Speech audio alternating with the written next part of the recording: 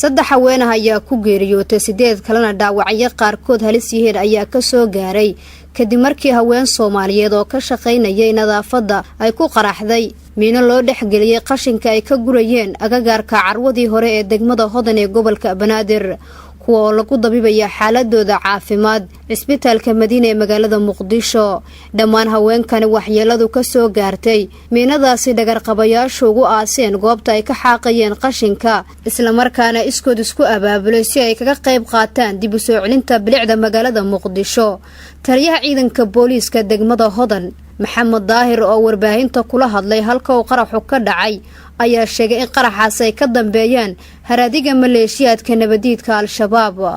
arkaysaanba waxaan leenahay inna lillahi wa inna ilayhi raaji'uun meeshan waxaa masiibo ku dhacday dad masaakiin oo baraa ah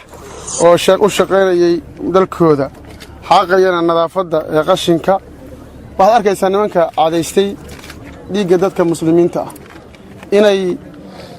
hablihii Soomaaliyeed ee hooyooyinkooda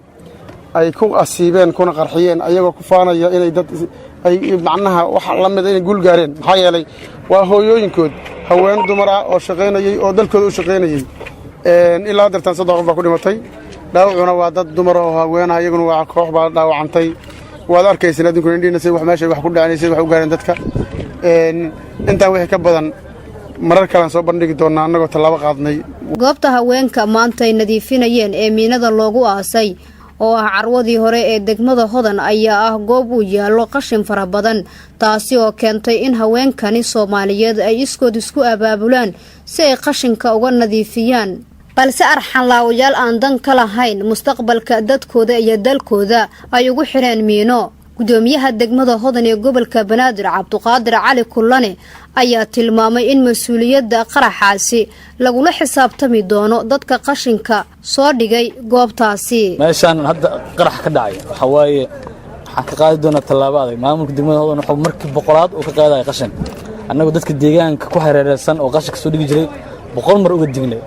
marka maamulka degmada Hodan qashinkaas dadka soo dhiga mas'uuliyadda dilkaas xambaari doono lagu la xisaabtami doonaa حواي دتك دجنينتي أنت مرة وسين حواي بقول مركب دجنين وسين إن ماشي عن قشن تورين قشن على صور دجن وحكس له غري كرر مركب ما ممكن أدق حلو حساب تاني دونا دتك قشن كماش صور دجن وبقول كمر دجنين تلسين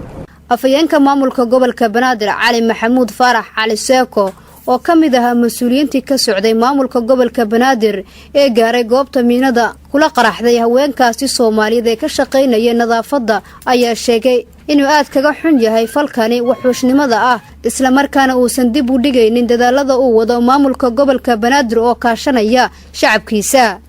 dadka Soomaaliyeed howlaha ay wadaan marna ma hor istaagi doonaan waxyaabaha dhagar qabayaashu ay meelaha ku qarqarinayaan qashinka ay dhexgelinayaan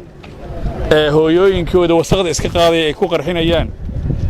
walaalahooda gabdhaha ee qashinka iyo wasaqda iska qaadaya ee nadiifinaya dhulkooda nadiifinaya guryahooda ay u duugayaan shaqada magaaladan Muqdisho laga wado ma hor istaagi doonto meeshaas iyo meel ka culus ay ka sii socod doontaa way sii dardargelin doonaan insha Allah ta'ala maamulka gobolka Banaadir iyo dadweynaha Soomaaliyeed ee gobolka Banaadir degan iyagana dadka Soomaaliyeed ha arko waxashnimadooda dadnimadooda sida ay u dhaqmayaan